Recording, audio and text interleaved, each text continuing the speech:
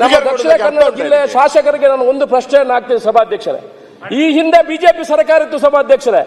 5 ವರ್ಷದ ಬಜೆಟ್ನಲ್ಲಿ ದಕ್ಷಿಣ ಕನ್ನಡ ಜಿಲ್ಲೆ ಹೆಸರನ್ನು ಹುಡುಕಿಕೊಡ್ಲಿ. ಇವರು ದುರ್ಬಿನಿ ಇಟ್ಟುಕೊಟ್ರೆ ಅವರ ಹೆಸರು ಇಲ್ಲ, ಪುತ್ತೂರಿನ ಹೆಸರು ಇಲ್ಲ.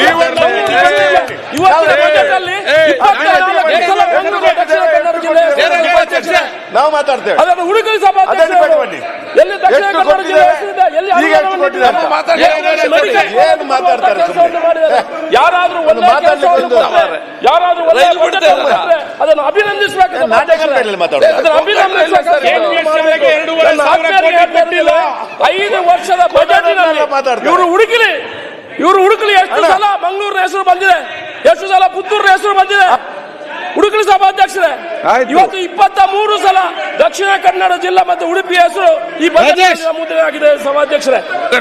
ಸರ್ಕಾರಿ ಏನು ದತ್ತಿ ಇಲಾಖೆಯಲ್ಲಿರುವಂತಹ ದೇವಸ್ಥಾನಗಳಲ್ಲಿ ಹೆಚ್ಚು ಒತ್ತುವರಿಯಾಗಿ ತಮಗೆಲ್ಲ ಗೊತ್ತಿದೆ ಸಭಾಧ್ಯಕ್ಷರು. ಎಲ್ಲ ನಾನು ಯಾರು ಒತ್ತುವರಿ ಮಾಡಿದ್ದಾರೆ, ಯಾರು ಒತ್ತುವರಿ ಮಾಡಿಕೊಂಡಿದ್ದಾರೆ ಅಂತ ಹೇಳಲಿಕ್ಕೆ ಇಚ್ಛೆ ಪಡುವುದಿಲ್ಲ. ಯಾಕಂದ್ರೆ ಇವರು ಎದ್ದು ಬಿಡ್ತಾರೆ ಆ ಕಡೆಯಿಂದ, ಇವರು ಆ ಕಡೆಯಿಂದ ಎದ್ದು ಬಿಡ್ತಾರೆ. ಅದಕ್ಕೆ ನಾನು ಅದನ್ನು ಸಮಯ ಬೇಡ ಇಲ್ಲ ಸಭಾಧ್ಯಕ್ಷರು, ಇಲ್ಲ ಅದೆಲ್ಲ ವಿವರವಾಗಿ ಹೇಳ್ತಾ ಇದ್ದೆ, ಎಲ್ಲೆಲ್ಲಿ ಏನೇನು ಮಾಡಿದ್ದಾರೆ ಅಂತ. ಇವರು ಧರ್ಮದ ಬಗ್ಗೆ ಭಾರಿ ಭಾಷಣ ಕೊಡ್ತಾರೆ ಸಭಾಧ್ಯಕ್ಷರೇ.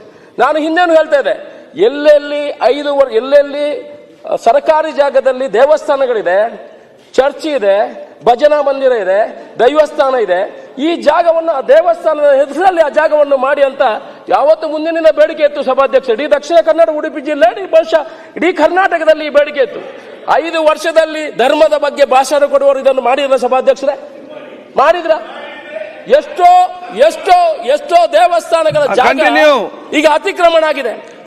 ನಾನು ಇವಾಗಲೂ ಸರ್ಕಾರದ ತಮ್ಮ ಮೂಲಕ ವಿನಂತಿ ಮಾಡಿಕೊಳ್ಳುವಂತದ್ದು, ದೇವಸ್ಥಾನ, ಚರ್ಚು, ಮಸೀದಿ, ಭಜನಾ ಮಂದಿರ, ದೈವಸ್ಥಾನ ಏನೇನು ಜಾಗಗಳಿದೆ ಸರ್ಕಾರಿ ಜಾಗದಲ್ಲಿದೆ, ಅದನ್ನು ಮುಂದಿನ ದಿವಸಗಳಾದ್ರೂ ನಮ್ಮ ಸರ್ಕಾರ ಆ ದೇವರ ಹೆಸರಿಗೆ, ಅದರ ಹೆಸರಿಗೆ